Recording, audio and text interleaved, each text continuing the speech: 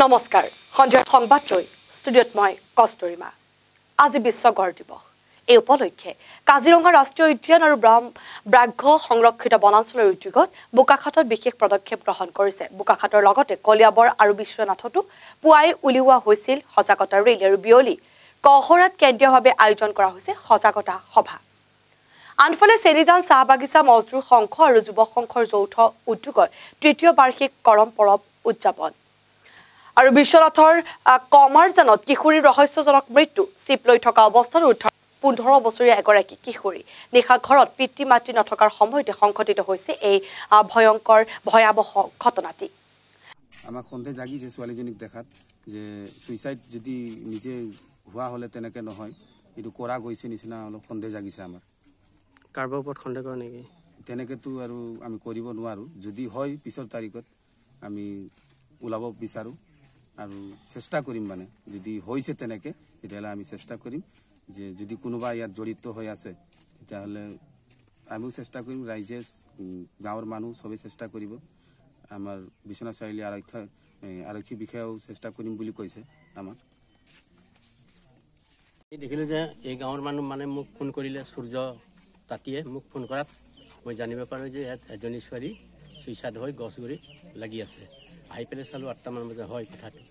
মানে মই জানো আৰু কমাৰজান গাঁৱৰ ৰিয়া ৰাং ছোৱালীজনীৰ নাম বয়সটো 13-14 বছৰ হ'ব নেকি ইমানখিনি জানো আৰু মই আঁতৰত আছে হয় এতিয়ালৈকে মানে মৃতদেহটো আপোনাৰ কি ধৰণে আপোনাৰ দেখা পোৱা গৈছে মৃতদেহটো মানে ভৰিটো মাটিত লাগি আছে আৰু অলপ তেজ ওলাইছে কিবা সন্দেহ কৰে নেকি ইয়াতো সন্দেহ কেনেকৈ কৰিম তেনেকৈ সন্দেহজনক নিচিনাই অলপ হৈ গৈ কথাখিনি চাবলৈ গ'লে ভালকৈ চালি জাৰি চাবলৈ গ'লে মানে হয় আনফালে মৰিয়নিৰ ডকলিঙীয়া চাহ বাগিচাত এক উত্তপ্ত পৰিস্থিতি যোৰহাট চিকিৎসা মহাবিদ্যালয়ৰ ছাত্ৰৰ প্ৰহাৰত বাগিচাখনৰ ফাৰ্মাচিষ্ট গৈ পেলানি আমাৰ সৈফুল ফাৰ্মাচী গৈ পেলানি একো হুটপুট নকৰাকৈ তেওঁ কৈ আছে যে কি হৈছে কোৱা বহা তেনেকুৱাতে সি একদম ঠাইকে মাৰিব ল'লে আৰু বাছ আমি চাইছোঁ এইটো আমাৰ ডক্টৰৰ হাজবেণ্ড আমি ওচৰতে আৰে ইমান পটককৈ কাকবা মাৰিব বুলি আমি নাভাবোঁ কথাহে পাতিব বুলি জানো আৰু তেনেকুৱাতে ঠাইকে দিলেই আৰু কলিয়াপানী দুকলীয়া চাহ বাগিচা কলিয়াপানী শাখা ডিছপেঞ্চাৰী হয় সেইজন আমাৰ ডক্টৰৰ হাজবেণ্ড তেওঁৰ হাজবেণ্ড তেওঁ ডক্টৰ ক'ব নোৱাৰোঁ তেওঁক আমি চিনি নাপাওঁ ইয়াত থাকে বুলি আমি জানো যে ডক্টৰ হাজবেণ্ড বুলি জানো কিন্তু তেওঁৰ লগত আমি কোনোদিন কথাও পতা নাই বা তেওঁৰ লগত আমাৰ কোনো পৰিচয় নহয় নাজানো হয় নাই তেনেকৈ আমি একো ভুল দেখা নাই কাৰণ একো হুটপুট হোৱাই নাই যেতিয়া আমি ভুলটো কেনেকৈ গম পাম আমি কাৰ ভুল হৈছে বুলি কাৰণ কিবা চিধাকৈ মাৰিছে আৰু আমি এইটোৱে পাইছোঁ আৰু মাৰাটোহে পাইছোঁ এতিয়া পুলিচ আহিলে পুলিচে কি সিদ্ধান্ত ল'লে আমি একো গমেই নাপালে আমি আহিছোঁ পুলিচে এতিয়া লৈ পেলাই গৈছে কি সিদ্ধান্ত লৈছে আমি একো তেখেত আমাৰ বাগিচাত কাম নকৰে তেখেতৰ পত্নীয়ে ডক্টৰ কৰে মাৰিলে মানে মই দুকলুঙীয়া হস্পিটেলৰ ডিছপেঞ্চাৰী ফাৰ্মাচিষ্ট হয় তো মই মোৰ কোৱাৰ্টাৰখন দুকলুঙীয়াতে হয় আৰু ডিউটি মোৰ কলিয়াপানীত হয় তো 3টা বজাত মোৰ ডিউটি আছিলে 3টাৰ আগতে এটা চিৰিয়াছ পেচেণ্ট আহিলে পেচেণ্টটো অহাৰ কাৰণে মোক হস্পিটেলৰ পৰা ফোন কৰিলে আহি পেচেণ্টটো চাই দিয়ক ইয়াতে ডক্টৰো নাই ফাৰ্মাচিষ্টো নাই এজন এটেণ্ডেঞ্চাৰ আছে তো মই সোনকালে আহি পেচেণ্টটো চালোঁ সেইটো চাওঁতে মানে মোৰ দুখ হ'ল যে তই কলিয়াপানীৰ হৈ ইয়াতে কেছ চাবি ইয়াতে মোৰ ৱাইফে কাম কৰে তই কেলে মোৰ ৱাইফক ফোন কৰিবি এইটো লৈ মোক মাৰিলে ডক্টৰৰ হাজবেণ্ডে গুজৰাটৰ পৰা আহিছে আৰু ইয়াতে কৈছে ইয়াতে মুছলিম होके तो अकेला होके तो इधर आके ज़्यादा स्मार्ट बन रहा है तो ऐसा करके पकड़ के मेरे को मारा है सबका सामने डॉक्टर ध्रुवीन कुछ है ऐसा और हमार डॉक्टर मैम जन नाम हल बिरिया पांग আপোনাৰ এইখন বাগিচাত যিগৰাকী ডক্টৰ আছে হয়। লেডি ডক্টৰ হয়। তেখেতৰ হাজবেণ্ডে মাৰিলে তেখেতৰ হাজবেণ্ডে মাৰিলে তেখেতৰ হাজবেণ্ডে ইয়াত কাম কৰে নকৰে ইয়াতে কাম নকৰে জিএমচিত কৰে জিএমচিত ইণ্টাৰ্ণ কৰি আছে পিজিত তাৰ পৰা আহি আপোনাক ইয়াত কেনেকৈ মাৰিব পাৰিলে ইয়াতে আহি মানে মই তাৰ वाइफ ফোন কৰিছিলোঁ যে ইয়াতে इमरजेंसी पेशेंट है 106 टेम्परेचर है इसको रेफर करना है आप आके एक बार देखिए और रेफर कर दीजिए ये बोलने के लिए मेरे को दिक्कत है वो बोल रहा है तू मेरा वाइफ को क्यों कॉल करेगा ऐसा करके मारा है আপোনাক যেতিয়া মাৰপিট কৰিছিল হ্যাঁ। তেতিয়া আপোনালোকৰ বাগিচাৰ যিগৰাকী ডক্টৰ হ্যাঁ। তেখেত আছিল নেকি নাই তেখেত নাছিলে তেখেত অহা নাছিল তেখেত অহা নাছিলে মই কলীয়াপানীত আছিলোঁ সি দুকলুঙিয়াত আছিলে আৰু সেই যিজন মানুহে আপোনাক প্ৰহাৰ কৰিলে মাৰপিট কৰিলে তেখেতে ডকলিঙিয়া পৰা কলীয়াপানী গৈ আপোনাক মাৰিছে कल्याणी प्रथम फोन बाबू की से तू चला इधर तू इधर आ तेरे को देख लूंगा तू इधर स्पेंड बन रहा है मैं बोला इधर कोई नहीं है थोड़ा लेट होगा मेरे को आने के लिए वो बोला रुक मैं ही आ रहा हूँ वो जाके पूरा मैं ऑन ड्यूटी में रहा था वो मैं चेयर में बैठा हुआ था वो उधर से पटका करके मेरे को मार दिया ক'ত মাৰিলে আপোনাক মোক এনেকৈ দাঙি এই ডাঙৰ মানুহ নিশা খাই আছিলে এনেকৈ দাঙি পকট মাৰি দিছে মূৰত দুখ পাইছোঁ আৰু গুচি আহিছে ইয়াতে তেজো ওলাইছে আপোনাৰ নাম কি মোৰ নাম চাইফুল ইছলাম আপোনাৰ ঘৰ বৰপেটা আৰু ইয়াত আপুনি কিমান দিনৰ পৰা কৰ্মৰত মোৰ ইয়াতে আজি 11 মাহ কেইদিনমান হৈছে আনহাতে সদৌ অসম প্ৰশিক্ষণ প্ৰাপ্ত গৃহৰক্ষী সন্থা আৰু সদৌ অসম গৃহৰক্ষী স্বেচ্ছাসেৱকৰ সন্থা নলবাৰী জিলা যৌথ সমিতিৰ উদ্যোগত অনুষ্ঠিত হয় বিশাল সাধাৰণ সভা দুৰ্নীতি নিবাৰক শাখাৰ জালত পলাশবাৰী বকো ছয়গাঁও ক্ষেত্ৰীয় গৃহ উপসংমণ্ডলৰ মিৰ্জাস্থিত কাৰ্যালয়ৰ সহকাৰী কাৰ্যবাহী বিষয়া সুবোধ দাস ইচিজন এক্সিকিউটিভ ইঞ্জিনিয়াৰ SDO তেখেতে কি নাম সুবোধ দাস তেখেতে মোৰ এটা কামৰ আছে মানে 22 লাখ টকাৰ এটা বিল আছিলে মানে সৰু সৰু বিল তিনিখন আছিলে তাৰ কাৰণে তেখেতে মানে পইচা এটা বিচাৰিছিলে 1% হিচাপত পইচা এটা বিচাৰিছিলে আৰু সেই পইচাটো বিচৰাৰ কাৰণে মই এণ্টি কৰাপশ্যন ভিজিলেন্সৰ ওচৰত গৈছিলোঁ তেওঁলোকৰ পৰা সহায় ল'লোঁ সহায় লোৱাৰ পিছত আজি তেওঁ পইচাটো মানে কিমান টকা আজি তেওঁ 22 বিচাৰিছিলে কিন্তু মই তেখেতক মই 22,000 দিব নোৱাৰিলোঁ আজি 15,000 দিলোঁ ভিজিলেন্সৰ সহায়ত গতিকে ভিজিলেন্সে তেওঁ হাতলতে ধৰিলে আপোনাৰ পৰিচয়টো আপোনাৰ নাম পৰিচয় মই PWD Sabgaon group territorial building ডিভিজনৰ ক্লাছ 3 কণ্ট্ৰাক্টৰ ফুড কণ্ট্ৰাক্টৰ নামটো বিচিত্ৰ আপোনাৰ ঘৰ মোৰ ফালাদেৱী বকো কিহৰ বিষয় আছিল বিল আছিলে মোৰ মানে এই সুবোধ দাস আচলতে বিষয় SDO বিল্ডিং মানে সাব ডিভিজনৰ পলাশবাৰী বকো ছয়গাঁও সাব ডিভিজনৰ SDO তেখেতে বিলটো অহাৰ পিছত তেখেতে মানে বিলটো পাছ কৰাৰ নামত তেখেতে মোৰ পৰা 22,000 টকা বিচাৰিছিলে পূৰ্বতো এনেকৈ লৈছিলে নেকি মানে লোৱা বুলি মানে সকলোৱে কয় কিন্তু মুখ খুলি কোনেও নকয় নাই আগতে মানে ডিমাণ্ড কৰিছিলে কিন্তু পিছত মই ইমানখিনি মোৰ মানে হেৰি নাছিলে মই এনেকৈ মানে হেৰি পোৱাৰ পিছত হাৰাছমেণ্ট পাই থকাৰ কাৰণে মই মানে এণ্টি কৰাপশ্যনৰ ওচৰত যাবলগীয়া হৈছিল মানে বিভিন্ন সময়ত হাৰাশাস্তি কৰাৰ মানে আপোনাৰ যিকোনো বিল আহিলে তেওঁলোকে এইবিলাক দাবী কৰে আৰু তেওঁলোকে মানে খুচি হ'লেহে তেওঁলোকে বিলবিলাক পাছ কৰি দিয়ে এনেকুৱা আৰু যাৰ কাৰণে মই এণ্টি কৰাপশ্যনৰ সহায় ল'বলগীয়া হ'ল আৰু তেওঁলোকে আজি হাতলতে ধৰিলে তেওঁলোকক আপোনাৰ নামটো কৈ দিয়কচোন হ'ব বিচিত্ৰ ৰাভা হয় ঠিক আছে উত্তৰ পূব সীমান্ত ৰেলৱে লামডিং শাখা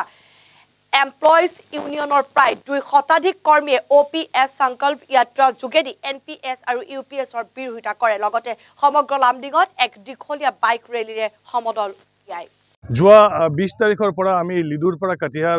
লৈ আমি এখন বাইক ৰেলীৰ আমি কৰিবলৈ ওলাইছোঁ যোৱা 20 বছৰ ধৰি আমি নিউ পেনশ্যন স্কিম যেটো চলি আছে সেইটো স্ক্ৰেপ কৰাৰ কাৰণে আৰু ওল্ড পেনশ্যন স্কিম লাগু কৰাৰ কাৰণে বহাল কৰাৰ কাৰণে আমি আন্দোলন কৰি আছিলোঁ কিন্তু যোৱা 24 আগষ্টত প্ৰাইম মিনিষ্টাৰে আমাৰ JCM কনষ্টিটুৱেণ্টবিলাকক মাতি লৈ গৈ এটা নতুন পেনশ্যন নীতিৰ কথা ঘোষণা কৰিছিলে যিটোৰ নাম আছিল ইউনিফাইড পেনশ্যন স্কিম তো আমি যোৱা 20 বছৰ ধৰি বিচাৰি আছিলোঁ যে সকলো ৰেল কৰ্মচাৰীয়ে গ্যাৰাণ্টেড পেনশ্যন পাব লাগে at the time of retirement minimum pension দিয়াৰ ব্যৱস্থা থাকিব লাগে আৰু ফেমিলি পেনশ্যন পাব লাগে এই তিনিটা বস্তু UPSত দিয়া আছে কিন্তু বাকি যিবিলাক আছে সুবিধা OPSৰ এই সুবিধাবিলাক UPSত নাই যেনে OPS হৈছে নন কন্ট্ৰিবিউটৰী পেনশ্যন ৰেলৱে কৰ্মচাৰীৰ পৰা 1 পইচাও কাটি নলয় কিন্তু UPS আৰু NPS দুইটাই হৈছে কন্ট্ৰিবিউটৰী পেনশ্যন ৰেল কৰ্মচাৰীৰ পৰা 10% কৈ পইচা কাটি লৈ যায় গভৰ্ণমেণ্টে 14% দিয়ে NPSত আৰু at the time of retirement 60% ঘূৰাই দিয়ে আৰু 40%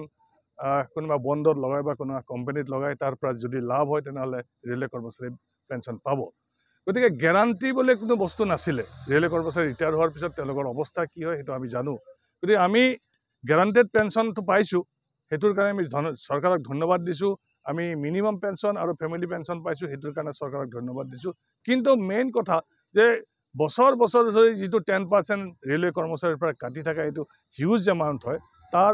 পৰিৱৰ্তে এটা লামচাম এমাউণ্ট দিয়াৰ ব্যৱস্থা কৰিছে চৰকাৰে, সেইটো আমি মানি ল'ব পৰা নাই। বিভিন্ন মিডিয়াৰ মাধ্যমেৰে কিছুমান সংগঠনে কৈছে যে OPSৰ কাৰে কৰা আন্দোলন শেষ হৈ গ'ল, কিন্তু আমি নহয়, আমি ৰেল কৰ্মচাৰীৰ ওচৰত এইকাৰণে প্ৰতিজন ৰেল কৰ্মচাৰীৰ ওচৰত আমি টাচ কৰিব বিচাৰিছোঁ যে আমাৰ OPS বাহাল কৰাৰ যিটো দাবী আছিল সেই দাবীটো আছে। আমি OPSৰ কাৰণে আন্দোলন বন্ধ কৰা নাই, OPSৰ কৰা আন্দোলন আৰু জোৰদাৰ ভিত্তিত আমি আন্দোলন আৰম্ভ কৰিম। আৰু সেইকাৰণে কালিৰ পৰা 20 তাৰিখৰ পৰা 20 ছেপ্টেম্বৰ 2024 পৰা এটা হিষ্টৰিক ৰেলী আমি লিডুৰ পৰা কাটিহাৰলৈকে প্ৰায় 1,500 কিলোমিটাৰ আমি গৈ ৰেল কৰ্মচাৰী প্ৰতিজন ৰেল কৰ্মচাৰীক দেখা কৰি প্ৰতিজন কৰ্মচাৰীক তেওঁক OPSৰ যিটো সত্যতা OPS সম্পৰ্কে যে আমাৰ যি আন্দোলন, এই আন্দোলন যে এই আন্দোলন যে এতিয়াও আমি কৰি আছোঁ, আমি জোৰদাৰ গতিত যাতে আৰম্ভ কৰিম সেই কথা আমি ক'ব ওলাইছোঁ। আমি যেতিয়ালৈকে আমাৰ শৰীৰত 1 বিন্দু তেজ থাকিব তেতিয়ালৈকে আমাৰ আন্দোলন বন্ধ নহয়। আৰু আমি প্ৰতিজন ৰেল কৰ্মচাৰীয়ে যেতিয়ালৈকে OPSৰ বেনিফিট নাপায়, OPSত ট্ৰেন্সফাৰ কৰা নহয়, তেতিয়ালৈকে আমাৰ আন্দোলন বন্ধ নহয়। এই স্থিতি আমি লৈছোঁ আৰু এই স্থিতি আমাৰ মানে যেতিয়ালৈকে শৰীৰত তেজ থাকিব তেতিয়ালৈকে আমাৰ এই স্থিতি থাকিব। গতিকে অনাগত আমি এইটো নাজানো, মন্ত্ৰী বিধায়কৰ ক্ষেত্ৰতে এতিয়াও OPS তেওঁলোকে পেঞ্চন পায়, গতিকে মন্ত্ৰী বিধায়কৰ ক্ষেত্ৰত UPS অহাটো কোনো প্ৰশ্নই নুঠে। কিন্তু UPSটো যি ধৰণে এটা মই কি বুলি ক'ম যে এটা ভুল এটা বাৰ্তা দিব বিচাৰিছে যে বিভিন্ন সংগঠনে, সেইটোৰ প্ৰতিও আমাৰ গোটেই ৰেল কৰ্মচাৰীবিলাক সজাগ হৈ থাকিব লাগে। আমাৰ UPSৰ ক্ষেত্ৰত অপশ্যন লোৱাৰ ব্যৱস্থা আছে, সেইটো ৰেল কৰ্মচাৰীয়ে নিজেই সিদ্ধান্ত ল'ব। কিন্তু আমাৰ NFL প্ৰেচিডেণ্ট আৰু NFRৰ আমাৰ ৰাস্তা একদম চিধা, আমাৰ নীতি একদম প্ৰিন্সিপল, আমি এটা প্ৰিন্সিপলতে আছোঁ যে আমাক OPS লাগিব, OPS বিনা আমাৰ গতি স্তব্ধ নহয়, আমাৰ আন্দোলন চলি থাকিব, এইটো আমাৰ স্থিতি। কাৰ্যসূচী লামডিং NFL এমপ্লয়িজ ইউনিয়ন সমস্ত NFL জুড়ে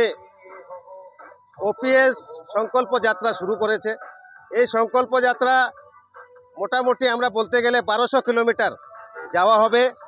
লিডু থেকে শুরু হয়েছে গত 20 তারিখ 20 সেপ্টেম্বর 2024 লিডু থেকে আমরা শুরু করেছি। আজকে 21 তারিখ, একটু পরেই আমাদের মধ্যে এখন জেনারেল সেক্রেটারি এবং সেই শোভাযাত্রা সংকল্প যাত্রা লামডিংয়ে এসে পৌঁছবে। আমরা সমস্ত লামডিং পরিক্রমা করব। আমাদের উদ্দেশ্য হচ্ছে যে রেল কর্মীদের যেই ধরনের 24 আগস্ট 2000 সেপ্টেম্বরে যেই ধরনের পেনশনের ডিক্লারেশন করেছে তার মধ্যে অনেক ফাঁক আছে, অনেক ধরনের সরকারি প্রতিশ্রুতির মধ্যে খুব খারাপ আছে, সেই জিনিসগুলোকে আমরা হাইলাইট করেছি, কিন্তু সরকার দেওয়াতে এখনও মানা করছে। তাই আমরা সংকল্পবদ্ধ হয়েছি, আমরা সংকল্প যাত্রা ওল্ড পেনশন স্কিমের যে সংকল্প যাত্রা সম্পূর্ণ NF রেলওয়ে লিডু টু কাঠিয়ার আমরা করব। এটা এই করতে গেলে আমাদের কমসে কম 1200 কিলোমিটার আমরা জার্নি করব। তার জন্য আজকের দিনে আমরা লামডিংয়ে শোভাযাত্রা করে আগামীকালকে আমরা লামডিং থেকে আবার হোজাই পর্যন্ত শোভাযাত্রা করব। তারপরে হোজাই থেকে চাপারমুখ টু জাগিরোড থেকে যাবে গুয়াহাটি, এইভাবে আমাদের শোভাযাত্রা এগিয়ে যেতে থাকবে কাঠিয়ার পর্যন্ত। আমরা সমস্ত রেল কর্মী এবং তাদের পরিবারের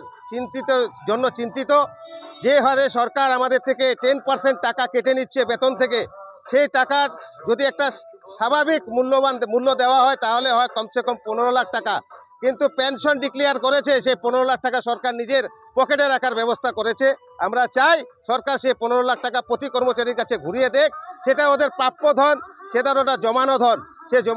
জমানো ধন যাতে সরকার না রাখে নিজের পকেটে, সেটা যাতে কর্মচারীর কাছে ঘুরিয়ে দেয়, তার জন্য আমাদের এই প্রতিবাদ মিছিল, এই OPS ওল্ড পেনশন স্কিম সংকল্প যাত্রা। আপোনালোকক ধন্যবাদ জ্ঞাপন কৰিছোঁ NFL এমপ্লয়িজ ইউনিয়নৰ পৰা। আজি আমি সংকল্প যাত্ৰা শুৰু কৰিছোঁ লিডুৰ পৰা। কালি সকাল মৰ্নিঙৰ 7টাত আমাৰ ডাইনামিক লিডাৰ মহিম শইকীয়াৰ নেতৃত্বত, যেটো ইণ্ডিয়াত আজিকালি একটা হিষ্টৰিকেল মুভমেণ্ট, যেটো মেইন উদ্দেশ্য হ'ল যেটো UPS ডিচিটো আমি মানা নাই, এই কাৰণে NPS টু OPS লাগে, এইটোৱেই মোৰ ডিমাণ্ড, আমালোকৰ ডিমাণ্ড। এই ডিমাণ্ড লৈ আমি লিডুৰ পৰা কাঠিয়াৰলৈকে আমি সংকল্প যাত্ৰা শুৰু কৰিছোঁ যে চৰকাৰক চেতাৱনী দিব বিচাৰিছোঁ যে ইমিডিয়েট আমাৰ যেটো আপুনি UPS দিছে এইটো নালাগে, একুৰেট OPS চিষ্টেম আমাক দিব লাগিব। এইটোৰ কাৰণে আমি লিডুৰ পৰা কৰি আজি আমাৰ জেনেৰেল ছেক্ৰেটাৰী লামডিঙত পদাৰ্পণ কৰিব। অলপ পিছত আমি পূৰা লামডিং পদাৰ্পণ কৰি ইয়াৰ পৰা পিছত আমি হোজাই লংকা হৈ একদম কাঠিয়ালৈকে যাম। এই সংকল্প যাত্ৰাত জনমত নিৰ্বিশেষসকলৰ ছাপোৰ্ট আমি বিচাৰিছোঁ, কাৰণ চৰকাৰ যিটো আমাক দিছে UPS, তাত আমি ছাপোৰ্ট কৰা 3টা বস্তু আমি ছাপোৰ্ট কৰিছোঁ। 50% পেনশ্যন, 60% ফেমিলি পেনশ্যন আৰু 10% মিনিমাম পেনশ্যন। বাকী আমাৰ যে 10% পইচা কাটি আছে, এই পইচাটো ক'ত গ'ল? আমাৰ 20 ইয়াৰ ছাৰ্ভিচে ফুল ছাৰ্ভিচ ধৰিব লাগিব, আমাৰ PF দিব লাগিব, আমাৰ কম্পিটিশ্যন দিব লাগিব। OPS যিমান ফেচিলিটি চব যিমান যেদিনলৈকে নিদিয়ে এদিনলৈকে আমাৰ NFLA এমপ্লয়িজ ইউনিয়ন মনিম শইকীয়াৰ নেতৃত্বত ডক্টৰ M ৰাঘৱীয়াৰ নেতৃত্বত আমাৰ আন্দোলন অল ইণ্ডিয়া বেচিছ চলি থাকিব। আধাৰ সংগঠনে এইটো মানি লৈছে, এইটো আমি ধিক্কাৰ জনাওঁ, কিয় এইটো আমি একো পোৱা নাই। আপোনালোকে দেখিছে ফেচবুক টিভিত আধাৰ সংগঠনে ডিক্লেয়াৰ কৰিছে যে আমি চব পাইছোঁ, কিন্তু আমি একো পোৱা নাই। এইটোৰ কাৰণে আজি আমি কালিৰ পৰা আমি 12 দিন ব্যাপী এই সংকল্প যাত্ৰা শুৰু কৰিছোঁ। এইটো যাই কাঠিয়াৰত যাই আমাৰ খতম হ'ব। এই গাড়ী আপোনালোকক ধন্যবাদ। আপোনালোকে এইটো ভালকৈ প্ৰচাৰ কৰিব, যাতে পাব্লিকৰ মনত যায় যেনে NFLA এমপ্লয়িজকে ভাল পদক্ষেপ হাতত লৈছে। অহা দিনৰ নিৰ্বাচনত, ট্ৰেড নিৰ্বাচনত আমি আপোনালোকে বিপুল ভোটে জয় কৰিব। NFLA এমপ্লয়িজ ইউনিয়ন মনিম শইকীয়াৰ নেতৃত্বত এমপ্লয়িজে এইটো আশা ৰাখিছোঁ।